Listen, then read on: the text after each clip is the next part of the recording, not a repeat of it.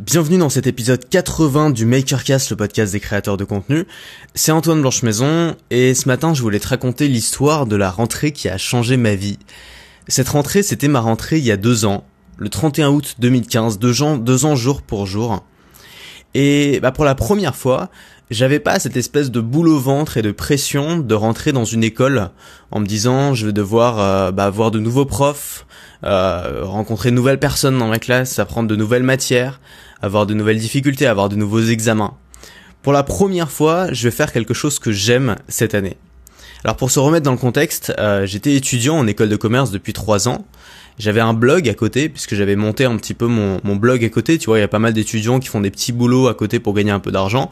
Moi, mon petit boulot, c'était mon blog. J'avais une petite audience et je vendais quelques formations de temps en temps. Donc je savais que je pouvais gagner ma vie avec si vraiment je cravachais et que je bossais dur. Et j'avais pris cette décision pendant 1 an de faire ce qu'on appelle une année de césure, c'est-à-dire de mettre en pause mes études pour pouvoir lancer mon projet et voir si ça fonctionnait. En tout cas, c'est comme ça que j'avais présenté à mes parents. Je leur avais dit voilà, si ça foire, je reviendrai à l'école, c'est pas grave. Et puis si ça marche, je continuerai. Mes parents, ils m'ont fait ouais, c'est ça. Vas-y, fais ton truc, joue un petit peu, puis tu reviens à la queue entre les jambes dans 3 mois. Et on va voir qui c'est qui avait raison.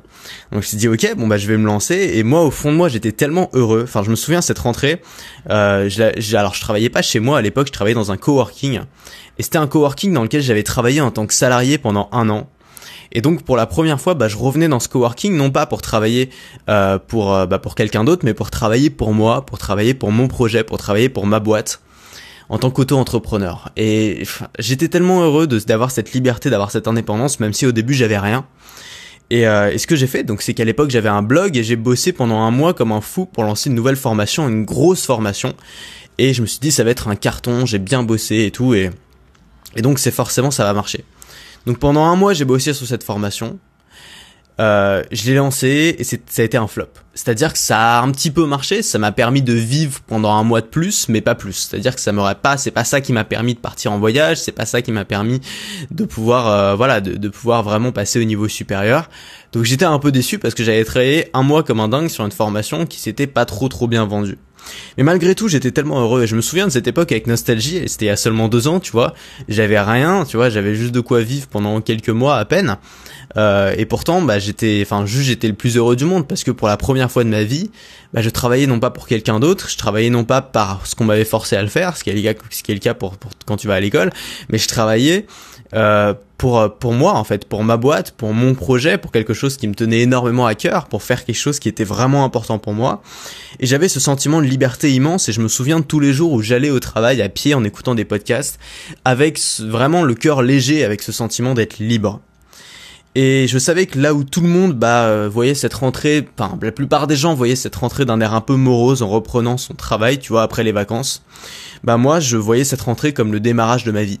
C'est-à-dire à 21 ans, enfin pouvoir commencer ma vie à moi, pas celle des autres, pas celle qu'on avait décidée pour moi, pas celle qui était dans l'intérêt des autres, mais ma vie à moi, ma vie pour moi, ma vie que j'avais toujours rêvé d'avoir.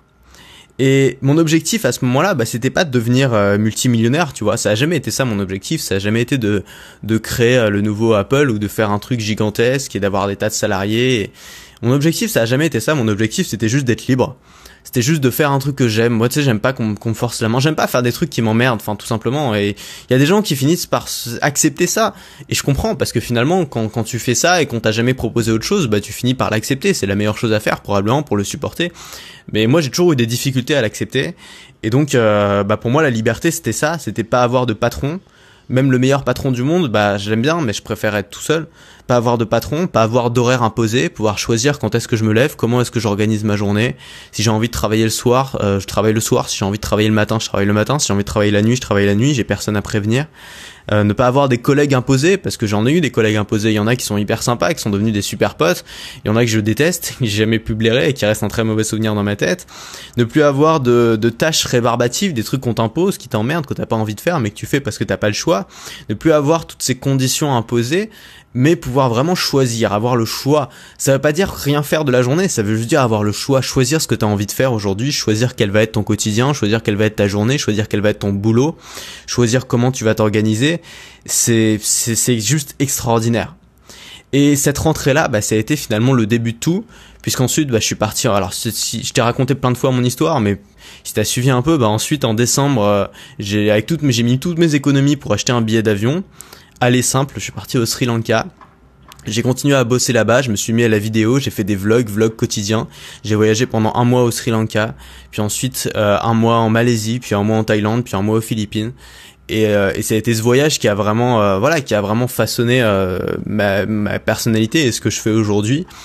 Et qui m'a permis de faire décoller mon business. Et j'étais hyper heureux, la rentrée suivante, la rentrée 2016, de ne pas avoir à revenir à l'école, de pouvoir jeter ma candidature, jeter mes cours et pouvoir m'occuper de ce qui importait vraiment pour moi, c'est-à-dire mon business qui était en plein essor et qui continue à bien marcher aujourd'hui. Et je voulais te parler un peu de toi, et si la rentrée 2007, si cette rentrée-là, si à partir d'aujourd'hui, 31 août 2017, c'était ta rentrée à toi. Ça veut dire que c'était comme ma rentrée 2015, c'est-à-dire la rentrée qui va changer ta vie, la rentrée qui va être le début de ta nouvelle vie, de la vie où tu vas te sentir libre, où tu vas faire ce que t'aimes, de la vie aussi où tu vas montrer à tout le monde de quoi t'es capable. Et ça, souvent on dit qu'il faut s'en foutre du regard des autres, machin et tout, mais en vrai c'est compliqué, on va pas se mentir. Et un des plus grands bonheurs quand tu réussis ce que t'as entrepris, c'est de pouvoir prouver à tous ceux qui croyaient pas en toi que tu peux le faire. Montrer à tes parents qui ont toujours été bienveillants, mais qui étaient là, ouais bon vas-y fais ton truc parce que ça t'amuse, mais ensuite tu vas revenir. Leur montrer que finalement tu reviens pas, que ça te plaît et que tu vas continuer. Montrer à tous tes amis qui disaient ouais encore un de ces délires, allez moi pendant ce temps je continue les études et lui il aura 1 an de retard. Leur montrer que non t'auras pas d'an de retard parce que t'as pas besoin de revenir. Montrer à tous tes collègues ou à tous tes amis qui qui ont jamais vraiment cru en toi que t'en es capable.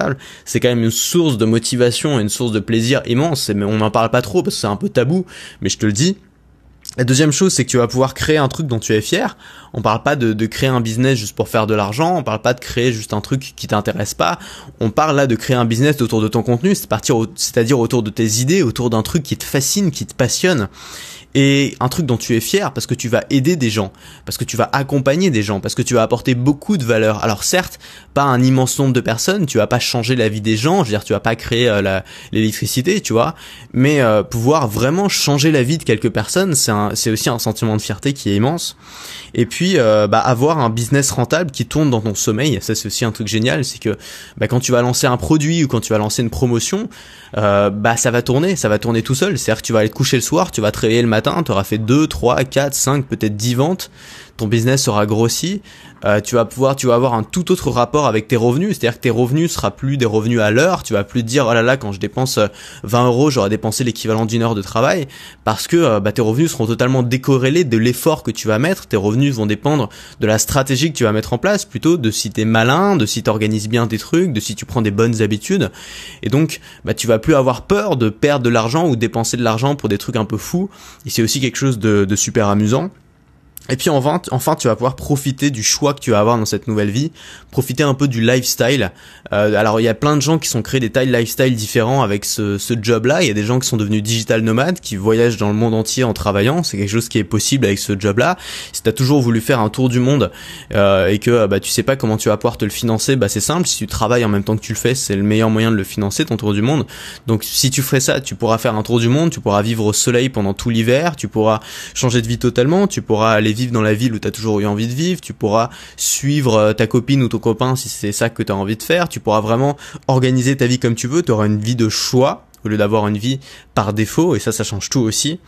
Et je voudrais dire aussi que tu n'as pas besoin de tout plaquer, c'est-à-dire que moi, je répète, j'ai pas tout plaqué pour faire ça, j'ai pris une année de césure, ça veut dire que j'ai minimisé les risques, et j'avais un petit peu d'argent de côté pour pouvoir survivre quelques mois, et j'avais déjà surtout un business j'avais déjà un début de business, on va dire, un blog qui fonctionnait, que j'avais déjà lancé en parallèle de mes études, et je pense qu'aujourd'hui, tu peux aussi lancer quelque chose en parallèle, on a toujours le temps. Alors évidemment, parfois on est fatigué après une grosse journée de travail, je te dis pas qu'il faut cravacher comme un fou 15 heures par jour, c'est pas ça, c'est vraiment pas ça que je dis. Mais si t'es un petit peu malin et si tu prends surtout des bonnes habitudes, dès aujourd'hui, que tu trouves quelque chose que tu peux faire peut-être en plus de tes études si t'es étudiant, en plus de ton travail si t'es salarié, en plus de ton activité si t'es déjà entrepreneur, mais un truc qui t'intéresse vraiment, que tu prends quelques heures par semaine pour faire ça, pour créer du contenu qui va mobiliser les gens, qui va inspirer les gens, qui va les influencer, qui va leur donner envie de se bouger, que tu vas développer une audience autour de ça.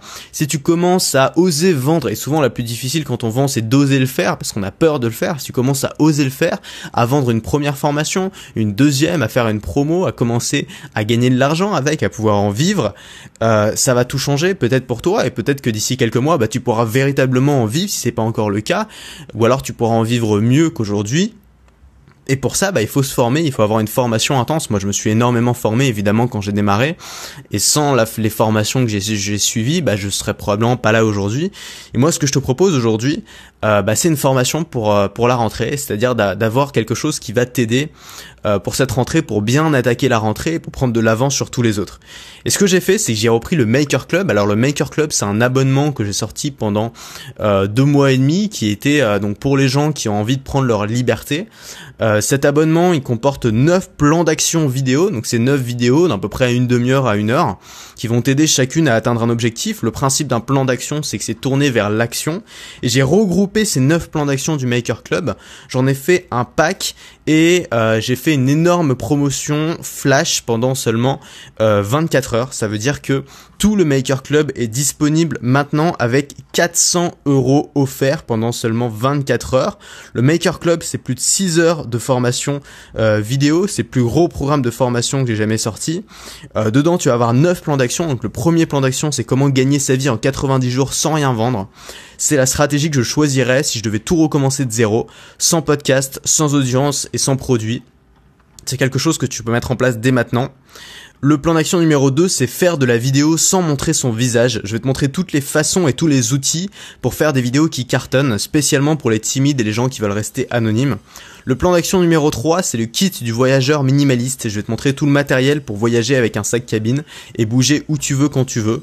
Le plan d'action numéro 4, c'est gagner sa vie avec un groupe Facebook. J'ai interviewé un ami qui s'appelle Saphir, qui nous raconte comment il a monté un business sans blog, sans chaîne YouTube, sans podcast, sans page Facebook, juste avec un groupe sur Facebook. Le plan d'action numéro 5, je vais te montrer comment j'ai automatisé 6 000 € par mois avec un abonnement, comment monter une offre à abonnement, comment trouver des clients et comment mettre son business en pilote automatique. C'est idéal pour les gens qui préfèrent les revenus récurrents aux revenus irréguliers. Le plan d'action numéro 6, c'est 7 hacks pour gagner 1000 abonnés en une semaine. C'est pour les gens qui n'ont pas une grosse audience pour l'instant et qui cherchent des méthodes pas très connues pour développer une base d'abonnés qualifiés extrêmement rapidement. Ensuite, le plan d'action numéro 7, c'est comment parler comme Steve Jobs. On va apprendre à bien s'exprimer, à faire rêver et à rendre ton audience accro à ce que tu dis. Le plan d'action numéro 8, c'est ta formation prête à vendre avant ce soir. C'est quelque chose qu'on m'a beaucoup demandé. Comment créer une formation en une journée, de l'idée à la mise en vente en passant par l'enregistrement. Donc à la fin de ce plan d'action, tu auras ta formation qui sera prête et qui sera mise en vente sur une plateforme de paiement. Tu auras juste récupérer un lien et tu n'auras plus qu'à distribuer ce lien pour que les gens puissent t'envoyer de l'argent et acheter cette formation. Plan d'action numéro 9, vendre en 15 minutes. Je te donne le plan de vente qui me fait vivre tout simplement, c'est-à-dire l'argumentaire que j'utilise pour vendre la plupart de mes produits. Et puis en bonus, tu as les versions audio de toutes ces formations à télécharger, à écouter n'importe où. Si tu préfères les écouter autre part, c'est des formations qui sont en vidéo où je dessine sur une tablette pour la plupart du temps et où je te montre les choses pas à pas. C'est des formations qui sont tournées vers l'action. C'est-à-dire que chacune des formations, à la fin, tu auras un plan d'action précis à suivre. C'est-à-dire que si tu les suis, tu auras des résultats très rapidement. Et donc c'est en promo pendant seulement 24 heures, donc jusqu'à demain vendredi à 10h, tu as 400 € offerts sur le pack complet. C'est quelque chose qui va pas se reproduire souvent et c'est pour t'aider à bien affronter la rentrée et pour que ta rentrée 2017 soit comme ma rentrée 2015, que ce soit la rentrée qui va changer ta vie. Je te dis à tout de suite dans le pack de formation et à demain pour le prochain Makercast.